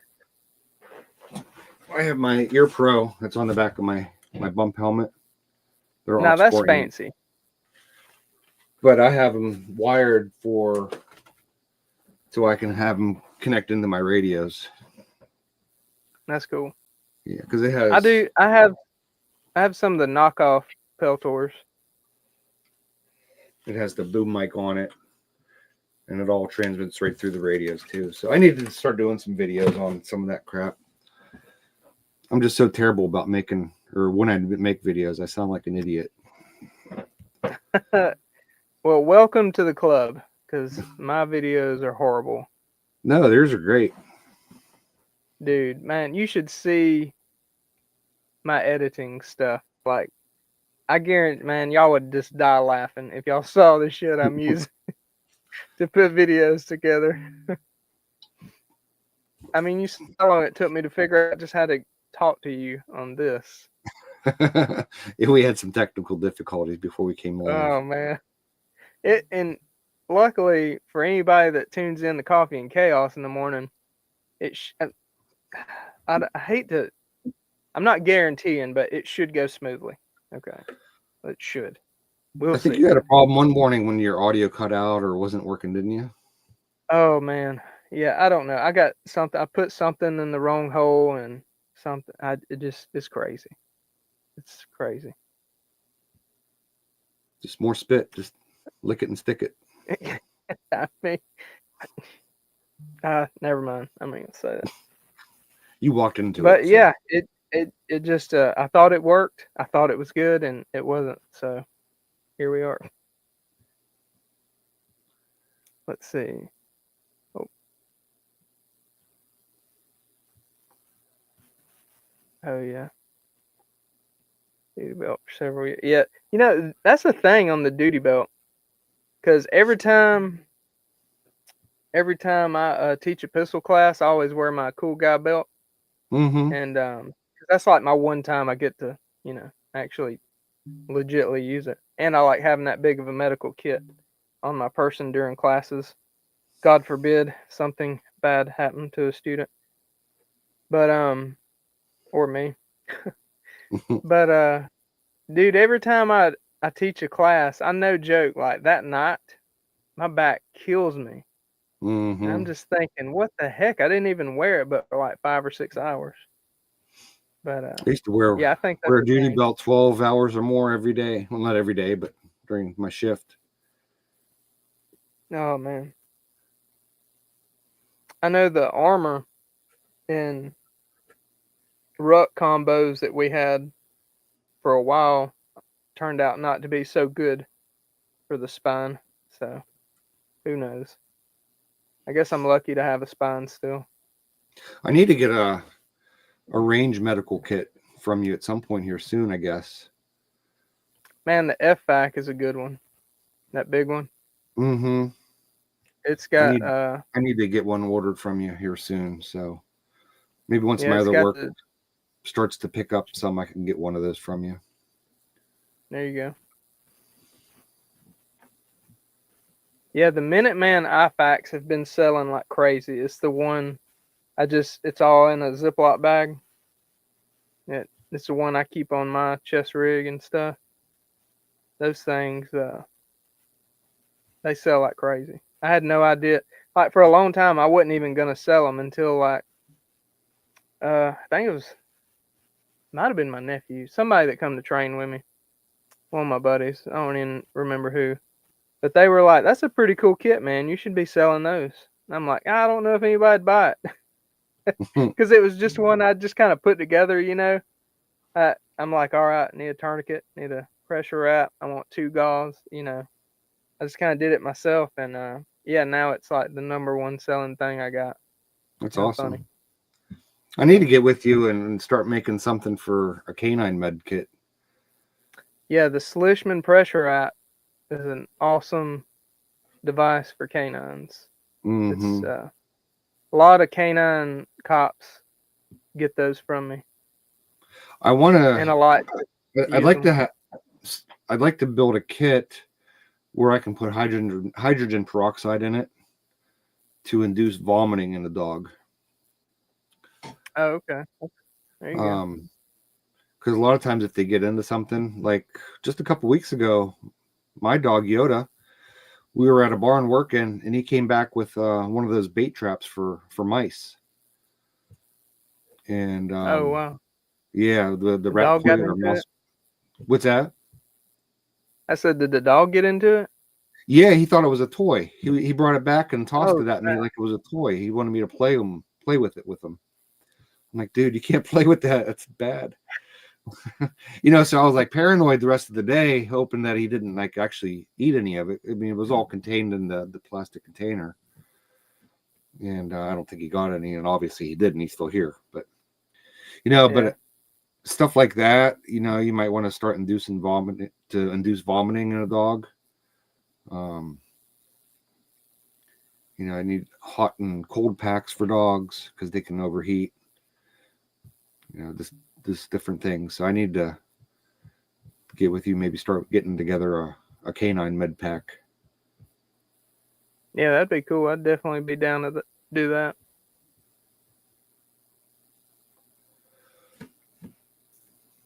Scoot said he got his Minuteman IFAC staged like a boss. There you go.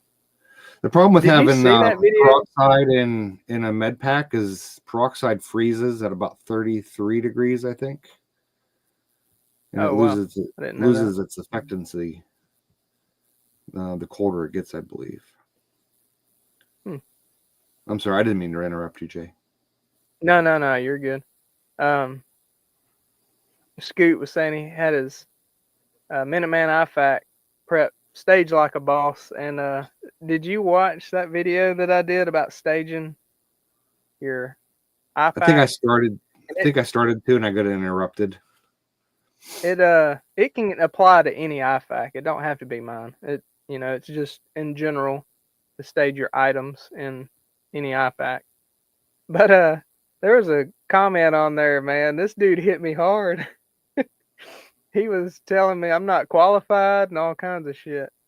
And I'm like, dude, I'm just telling you to stage your tourniquet and put some textured tape on your vacuum sealed stuff. I'm like, I'm not. It was just, I'm thinking, man, there's a lot better videos you could have. Was it Come at me the on, same but dude that was fighting with you over about the rat tourniquet? oh man, I don't know. Man, there's been so many to fight the rats turn. And now since Bear has said the rats tourniquet works, now everyone's shut up about it. But dude, I've still got all my rats videos from back when I started, and man, you can see the damn comment. If anybody wants to see some hate comments, and I mean just like, I cried myself to sleep many nights, guys, because of these hurtful comments on YouTube. But there's a bunch of good ones if you want to go check them out. Good entertainment. On the rats videos. What else we got on radios? Do we have any more questions on radios? Sam Russell. He's used a radio before. He was a Marine infantryman.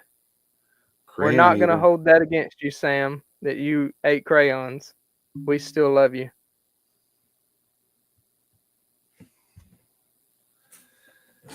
Crayon eaters. Yeah, does anybody have any more radio questions, though? We've covered a little bit about getting in the base stations, handhelds. We talked about wattage of handheld radios. And you talked about antennas. Is pretty much going to be your only bet to increase your range on handhelds. There's no little special gizmos you'll buy. It's getting a better antenna and getting to higher ground. Going to be your best bet. Most of the antennas that come with these radios, like your handhelds, are pretty junky. Yeah. This one that came with the TYT like is actually really pretty good. Really? A lot of the ones that come with the bout things are junk. So you want to look at aftermarket antennas. For $20-$30, you'll have an antenna that works so much better. Change your boofwang antenna.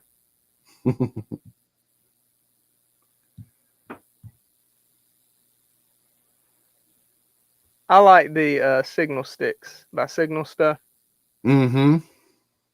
Of those antennas.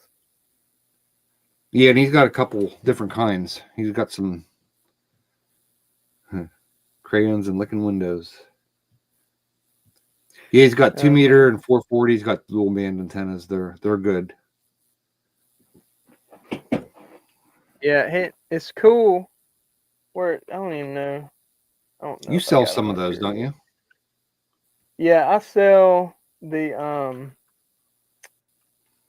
dual band signal stick antennas, and like if you buy it directly from them, I don't know.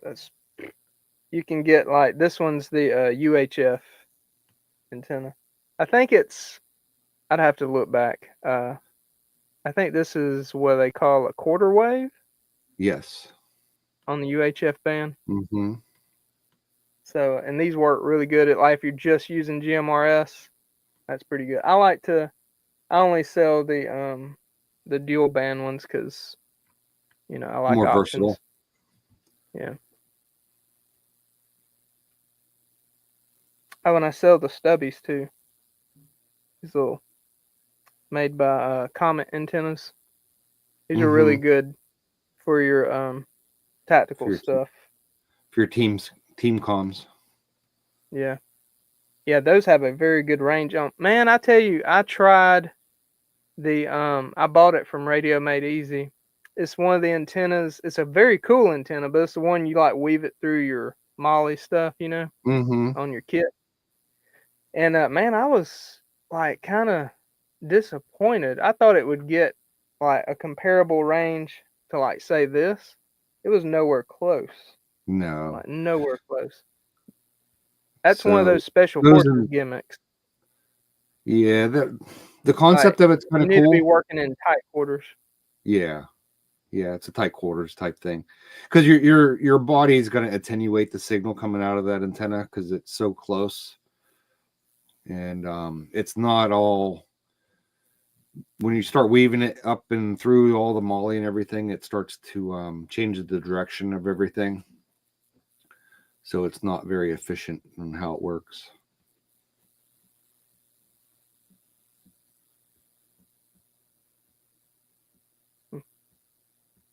Picked up a Diamond SRH320 tri-band. I've always heard good things about the Diamond antennas. Mm-hmm. I've never used one personally. Yeah, Diamond's a good brand. And then Mark said, how good are the Boofwang GM15 Pros? I have not used one, man. Either have I. It's no better or no worse than any other Boofwang. Yeah. Sure. Yeah, that's what it's really going to boil down to. Is just think about the kind of stuff you're going to use. Like, so I have this one. This is a UV25 Baofeng. This one was sent to me. I still need to do a video on it. This one actually works really well. Let's see if it'll.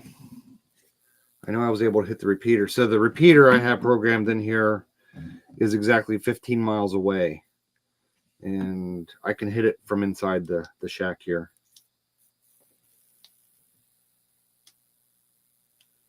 Except for tonight, whenever I want it to. Yeah.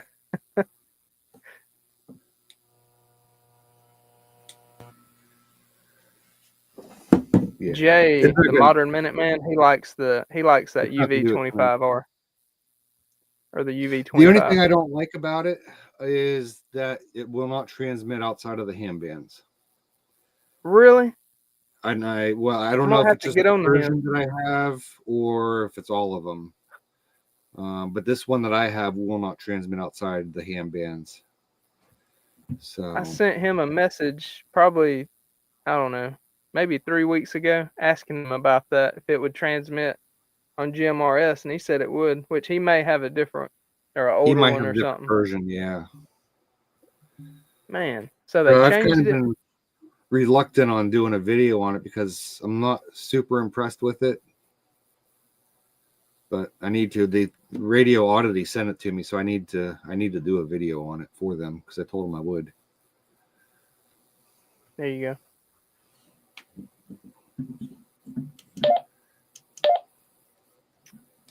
Sam said he went on a ruck yesterday.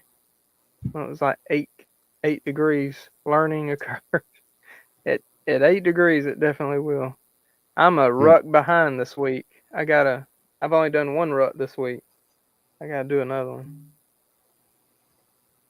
Let's see, Mark also got some of the wire antenna extensions for extended range. All right. They are on a reel. That sounds pretty cool. I got the I sell the signal stuff. It's like the magnetic vehicle mount. I'm trying to remember. I think the cable is like 20 foot. Can't remember exactly. Maybe 15. But that's pretty good for extending, putting it a little bit up in the air or something like that. Demo Man Don, you're absolutely right, sir. past my bedtime. Past my bed. Jared is being a bad influence tonight, keeping me up late. Look at all his radio stuff, y'all. I'm not on his level. I wish I was, but I'm not. Oh dear God. Dogs, yes.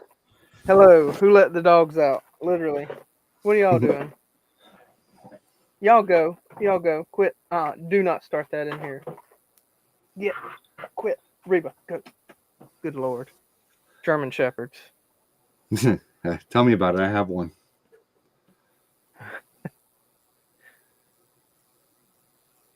Yeah, you got a pretty one. He's a good boy. He's just outside here laying in the shop. Oh really? I wish Yeah. Reba, she's so young, man, she is not calm whatsoever. Mine's not young anymore. He's 6, but he's still hyper as all get out, which I don't mind. I don't want him to ever not be hyper, but Yeah, that's true. I got an he is Australian full Shepherd. tilt all day long. Oh really? Yeah. I got an Australian Shepherd. He'll be 9 this year, and a lot of people ask if he's like 1. I'm like, nope. He's Nope. working on a decade. Right. And Scoot, no. Coffee and Chaos will not be late in the morning. We're gonna be on it, son. It don't matter. We get it done. Well, Jared, I don't want to keep you up any longer, man. No, I'm good. As if you are, I think we kind of ran out of I things to talk still about, need. unless somebody else has questions. Mark, I don't know if you've been to my website, man, but I program radios. So like you can send them in to me, and I'll program them. If you got a funky radio, email me before you do. That way, I can at least see if it's on Chirp because I use Chirp, and get it programmed for you, man. I need to do a video on that. There's another software program out there from RT Systems. They have software for lots of radios, but you have to pay for it. I think it's $25 per program. Okay. Yeah, I do. Because it is more aggravating to, someone ship it, program it, ship it back. And the last set of radios I did was from Justin B, which was in the chat earlier. He's already went to bed. And man, you talking about someone that gives our radios hell. He I tell you what, he had some rough ones, but we got him going though. That's like good. They were missing the knobs on them and stuff. Man, I was like, I guess it's good to see you're using them, but I would put these things. I'd try to keep them safe.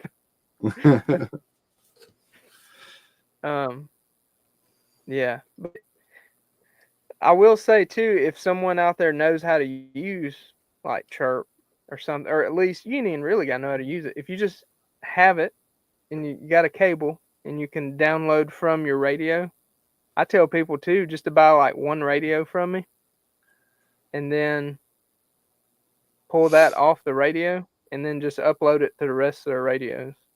Mm-hmm. You know what I mean? Yeah, you can clone them. That'll save them some money. Whenever you get programming cables, like for Baofangs, any of them, TYT, you have to make sure you have the proper driver installed on your computer too for that cable to work properly. Whether it's for Chirp or any other system software. Yeah, and some of the cables will come with the little disc, and then some of them actually have like a chip inside the USB part. Correct. Yeah. It's got it. Do they still make computers that have those that can read those little discs anymore? I don't know. I've not I don't know why tried they that keep one. sending those out.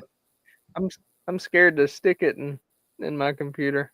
Right? I don't think it would work. At least it's not a floppy disk. That's true. A 6-inch floppy disk. That's probably too old for you, Jay. Oh man, no, I remember them.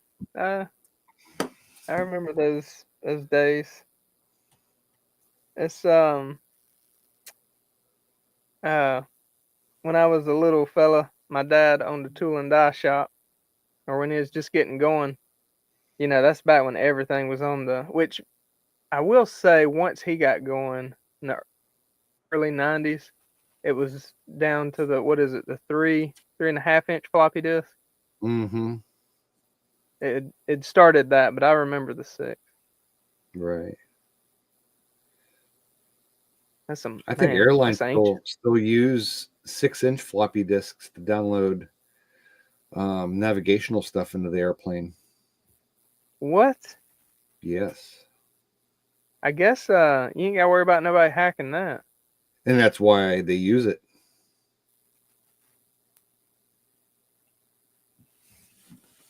Oh yeah, thank you, Scoot. And once Jared gets up and going, he's gonna be doing a lot of this kind of stuff too. Except he's Yeah, gonna I be have taking plans. it further. He's gonna be taking it further than what I do. He'll be like doing probably mobile and base station, like in-depth stuff. So I'd like to do man packs, different man packs, some of these, yeah, it'd be like cool. that TYT radio, the quad band cross band repeater. I'd like to make that into a man pack and sell. But I have ideas and plans. I'm gonna, hopefully this year a lot of it will come to fruition. There you go. Yeah, that's probably a lot of the time spent in my little business right now is programming radios. It's not too bad, but it takes longer to do that than building a medical kit. When I used to work for Motorola, and right out of high school actually, and I was really big into programming radios then. And I mean, this is back in the mid '90s. And then when I went to the military and I came back, everything changed in those 5 years that I was gone. As Oh wow. far as, it was crazy how much I just was behind when I got out of the military, and how much changed with programming with Motorola and Kenwoods and all that. This is on the commercial side. Tim Harper, Ghost Guns and GhostNet. What frequency is that GhostNet on now? I don't know.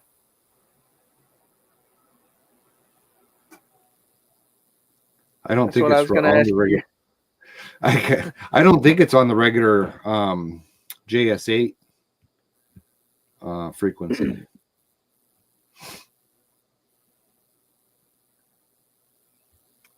Yeah, 100%. The day is coming. Man, I tell you, the world is fishy. So it's weird out there. I It's think really think weird right people are now. crazy. The people are crazy to not be prepared right now.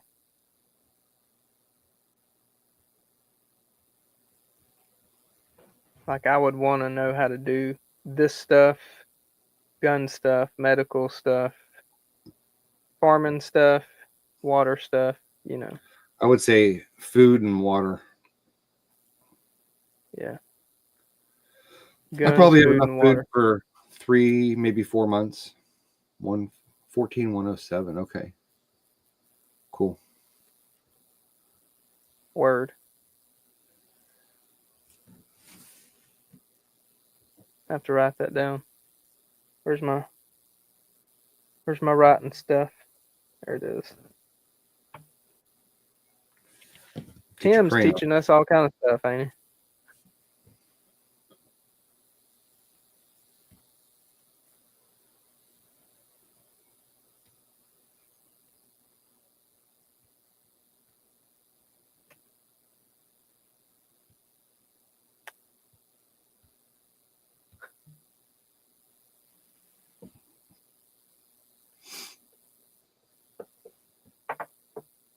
trying to make sure I don't spill antennas everywhere over here.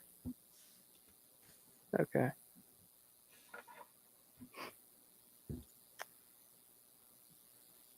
See, what else did you have on your list? Base station, purpose of base I think station. you covered it. Antenna, 10, 15 watts, yeah. Oh yeah, you want to talk about cable? Like Antenna cable? like setting up a base station? Because man, I've heard all kinds of people talk about all kinds of different cables. All right.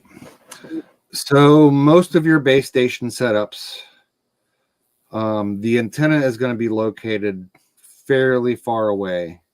Even if it's 10 feet outside your door or your window, the length between the radio and the antenna is going to be pretty far. It's not going to be 10 feet. It's going to be 30 feet or 50 feet or whatever. And also depending on how high you are. Typically anything over, I'm going to say 20 feet long of cable, you want to use RG8X. And why is that? It's the thicker cable because there's so much loss. If you use the thinner stuff like the RG58, like they use in mobiles, most of the mobile antenna lines, the coax, are 18 feet or less. And that's by design. Because once you start getting above 18 feet, especially in the higher frequencies, you get a lot of loss of signal, either you're transmitting out or that you're receiving in on the smaller cable.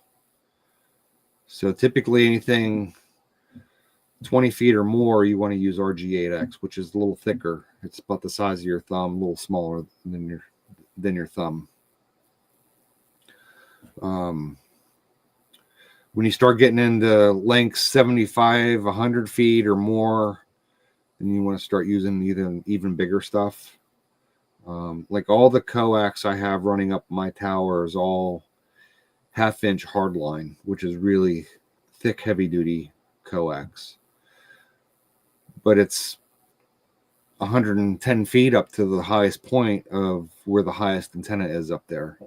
So if I would just use RG8 coax for that, especially on the higher frequencies, VHF, UHF, the microwave, it would not work. I wouldn't hear anybody. Nobody would hear me. So say you're transmitting 100 watts and you have, and there's different calculators for line loss for different types of cable and lengths. So if I'm transmitting 100 watts on RG8 coax, say on GMRS frequencies, once my signal gets up to the end of that coax where the antenna is, I might only be putting out 60 watts up there or even less, because there's line loss. There's resistance in that coax in the line. It leaks out. It's just the way it is. The one microwave band I use is 1296 on the amateur radio side. That's 1296 megahertz or 1.2 gigahertz, which is pretty much considered the microwave band. I have 1 5/8" cable, which is huge, like that, going all the way up the tower to the antenna. And it's because it's such a high frequency. I'm only putting out 10 watts on the radio, but I'm getting probably 95% of the wattage at the end of that cable at the top of the tower. If I would do that with anything less, I would probably be putting out a 1 watt or less up there on the antenna. Gotcha. So like RG8X is probably what most people are going to want to run, or LMR 400. LMR 400 is better, but you'll be okay with RG8. Is either one of those something that I could like have a BNC connection on the other end and just plug it in, like have a quick setup? You could, yes, but you'd have to do an adapter. So you're gonna on Okay. the end of the RG8 coax where your radio is gonna go. You're gonna probably have a PL259 connector. Then you would need an adapter from that PL239 or PL259 to your BNC, so you can connect that to your radio. Okay. But yeah, I can take any of these handheld radios and connect them to any of the antennas on my tower and talk 100 miles away on just a couple watts, on 5 watts. That's pretty cool. Yeah. Yeah, like I got my my mobile one. I put a BNC adapter on it, Mm-hmm. and I was just thinking of something like being able to bring it inside with me, hook it up to the base antenna and power, and use it in here, and then just quickly There's unhook it nothing and wrong with using throw a it back and handheld forth. radio as a base station at all. You can do, excuse me, you can do that all day long if you wanted to. Very cool. VHS SSB rocks. Yes, it does. I talk on 2-meter sideband all the time. It's pretty cool stuff. Is that the stuff you were talking about where you said, I know one time you messaged me, you were like, man, I'm talking to somebody that's like 50 miles below you. Or is that It might have HF? been. Or... It might have been HF. I gotta get my dang license. I may try for March. I've been doing the test, the little practice test. Mm-hmm. What is it? The ham study. Right. I've been doing that. I'm just like nervous, man. I don't know why I'm so nervous. There's nothing to be nervous about. I'm getting where I can hit like 70 to 80% That's right good. now. Yeah. So, but in my mind, I'm like, man, you need to be able to do like 90 or more before you go spend Well, the it's money. not like if you fail the test, the FCC is going to come take you and haul you off to jail and torture you or anything. Oh, I thought they were. No, they don't do that. If you fail it, it's no big deal. I can't remember, what is it, like $40? 35 like or that? 40. Yeah. Yeah, there's a guy that does it. He does it the first Saturday of every month, Mm-hmm. close to me, and that's why.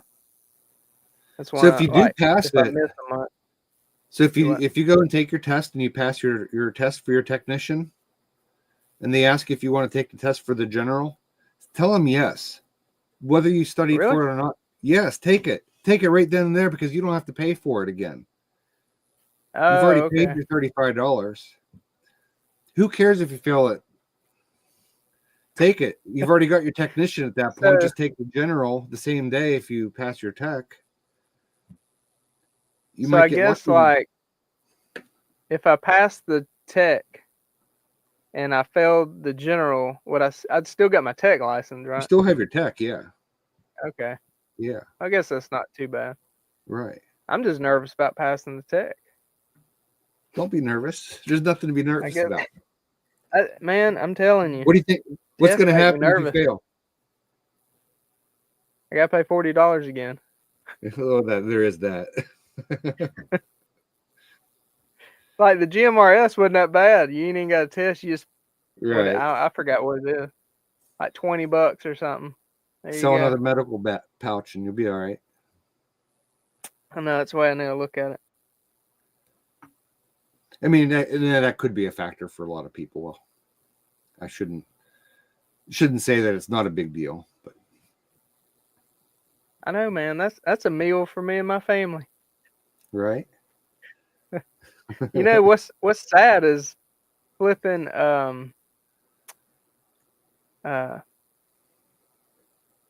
what is it? $35, $40. That's like fast food for a family now. Yeah, it sure is. You know, that used to actually be a little restaurant somewhere, but now it's just fast food. You know, I hardly ever. I don't want to say hardly ever, but I don't eat a lot of fast food anymore. I'll hit McDonald's in the morning once a week or so for a sausage muffin. But for the most part, I take my lunch with me every day.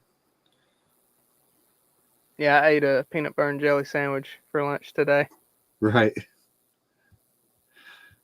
Yeah, the fast food, we've been hitting McDonald's more than I like the past couple of weeks because my youngest daughter likes Pokemon, and right now the Happy Meal, it's got the The Pokemon it's got stuff the in it. Pokemon cards. Yeah. Oh man, and she's got a little book she's filling up with all the Pokemon. Dude, I will say, just seeing her get excited about it, it's pretty Well, it fun. makes you happy. Yeah, we're all excited to see like what cards we're gonna get. It'll be Right. fun. But yeah, Makes your heart other happy than to that, see them happy.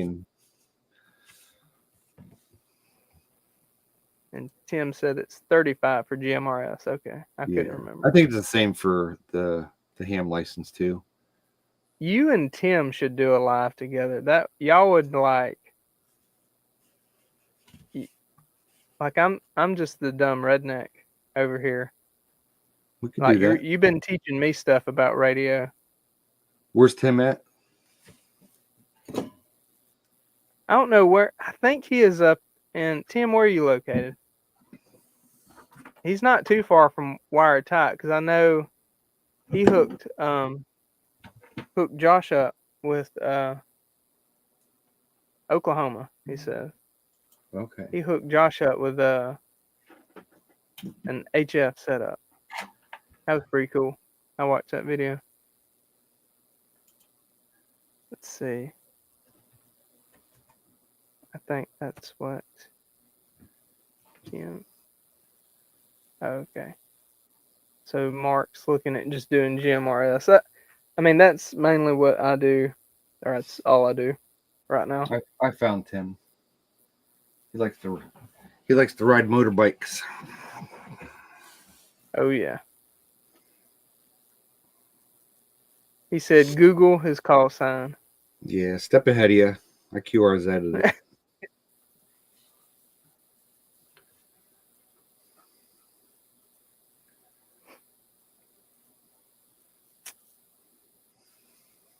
Yeah, I like I got a Honda Grom. If that even counts. It's like a in between a scooter and a motorcycle. Those are fun as shit though for anybody that's wondering. That's probably I had the choice. I sold my bikes when my wife started nursing school. I had a Grom and a Yamaha V-Star 1100. We put a lot of miles on that bike. But once I got in a position to get another bike, I could only choose one, and I chose a Honda Grom because that thing is fun as shit. And I'm teaching my oldest daughter how to ride a motorcycle on it, so it's fun. Cool. What else you got, Jay? Shoot, man. Yeah, I think you've covered everything I had.